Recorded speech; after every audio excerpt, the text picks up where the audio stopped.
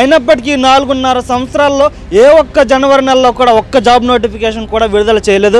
ఆయన చెప్పినటువంటి సంఖ్య అంతా ఈ రోజు రిలీజ్ చేసినటువంటి ఏకైక జాబ్ క్యాలెండర్ ఎంత, పోనీ వాటిని కూడా పూర్తి స్థాయిలో భర్తీ చేశారంటే ఇప్పుడు అది కూడా భర్తీ చేయనటువంటి పరిస్థితి. పచ్చిగా చెప్పాలంటే ఈ రాష్ట్రంలోని నిరుద్యోగులందరినీ మోసం చేశాడు. ఈ రాష్ట్రంలో ప్రజలందరూ రాష్ట్రాన్ని వదిలేసి ఎప్పుడు పక్క రాష్ట్రానికి వెళ్ళిపోదామా అని అనుకుంటున్నారు. ఈ రాష్ట్రంలో విద్యార్థుల పరిస్థితి జగన్మోహన్ రెడ్డి అధికారంలో వచ్చినప్పటి నుంచి చాలా దారుణమైనటువంటి ఇబ్బందులు ఎదుర్కొంటూ ఉన్నారు.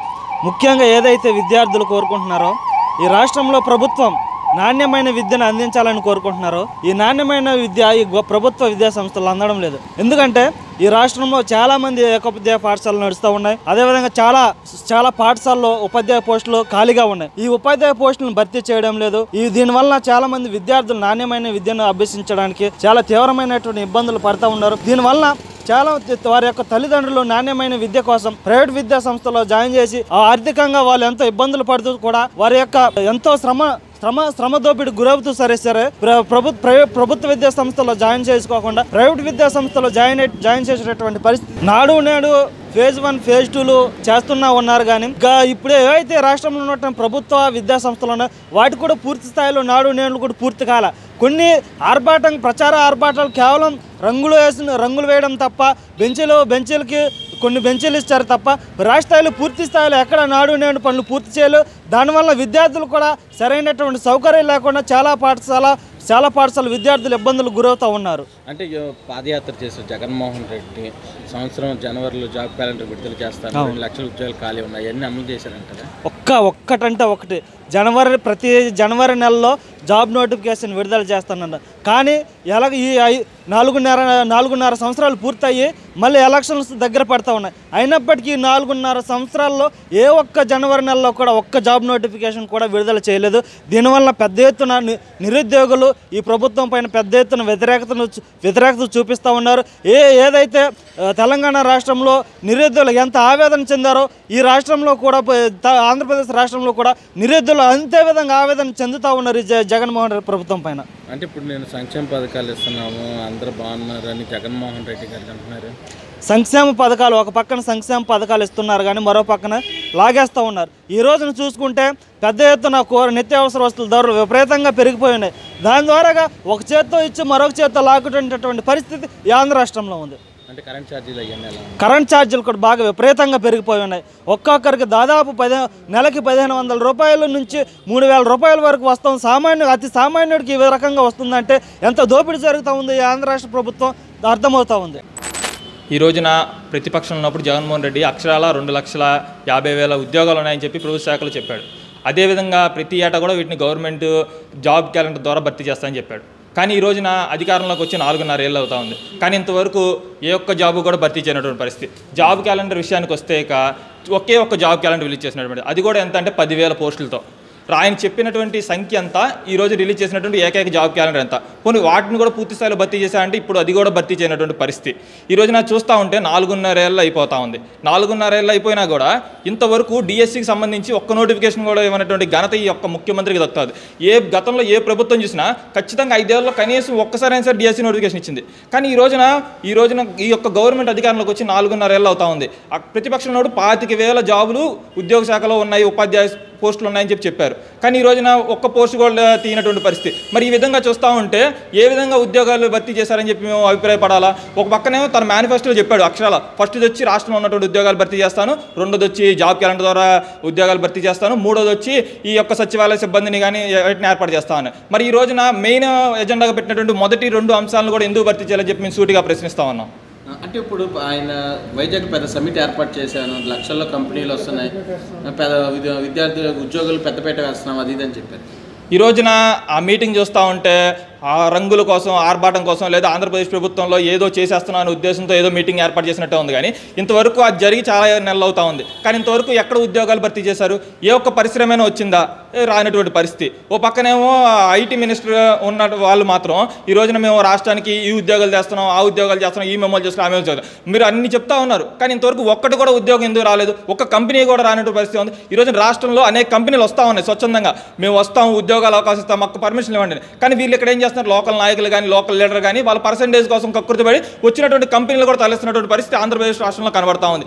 ఈ విధంగా చేస్తూ ఉంటే రేపు పొద్దున్న ఏ కంపెనీలు వస్తాయి, ఏ ఉద్యోగాలు వస్తాయి? ఈ రోజున నిరుద్యోగులు చూస్తూ ఉంటాం అంటే ఒక్కొక్క పోస్ట్కి కూడా ఈ రోజున కొన్ని వేల మంది అప్లై చేస్తున్నటువంటి పరిస్థితి. మొన్నే చూసాం మనం, ఈ రోజున గ్రూప్ నోటిఫికేషన్ రిలీజ్ చేశారు. ఈ యొక్క గ్రూప్ నోటిఫికేషన్కి సుమారు 6 లక్షల మంది అప్లై చేసే పరిస్థితి ఉంది. కాబట్టి దీన్ని బట్టి అర్థమవుతా ఉంది ఈ రోజున రాష్ట్రంలో ఎంత నిరుద్యోగత అనేది పెరిగిపోతా ఉందో. కాబట్టి వీటన్నింటి దృష్టిలో ఉంచుకొని ప్రభుత్వం తక్షణమే ఈ యొక్క నోటిఫికేషన్ దఫల వారీగా విడుదల చేయాలి. కానీ ఈ రోజున విడుదల చేస్తున్నటువంటి పరిస్థితి చూస్తూ ఉంటే కేవలం ఎలక్షన్ మేనిఫెస్టోలో చెప్పిన విధంగా కాదు, కేవలం ఎలక్షన్ వస్తుందనే ఉద్దేశంతో విడుదల చేస్తున్నట్టు ఉంది. కాబట్టి వీటిని కూడా నమ్మే పరిస్థితి నిరుద్యోగులు లేరు. కాబట్టి ఇకనైనా ఈ రాష్ట్ర ప్రభుత్వం చిత్తశుద్ధితో నిరుద్యోగుల పక్షాన ఉండాలని చెప్పి మేము డిమాండ్ చేస్తా ఉన్నాం.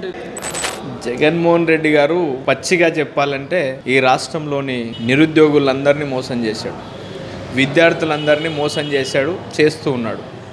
అది అంత ఈజీగా పోదు. వాళ్ళ కడుపు ఆకలితో ఉంది, వాళ్ళ తల్లిదండ్రులకు అన్నం పెట్టే పరిస్థితి లేదు. చాలా చాలా బాధతో రగిలిపోతూ ఉన్నారు. బయటికి వస్తే వాళ్ళ పరిస్థితి ఎలా ఉంది అంటే ఒక నిరుద్యోగిగా ఆటోలు వేసుకునే పరిస్థితి.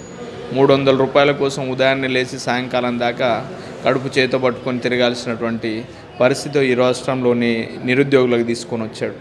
బెంగళూరు, హైదరాబాద్కి వెళ్ళి స్విగ్గీ, జొమాటో, ర్యాపిడ్, ట్యాక్సీ డ్రైవర్లుగా మారాల్సినటువంటి పరిస్థితి. మీరు ప్రత్యేక హోదా పేరుతో రాష్ట్రంలో అన్ని చోట్ల విద్యార్థులతో యువజనులతో కలిసి విద్యార్థులకి యువజనులకు అందరికీ కూడా నిరుద్యోగులకు అందరికీ ఉద్యోగ భరోసా అన్నావు, ప్రత్యేక హోదా అని చెప్పాడు.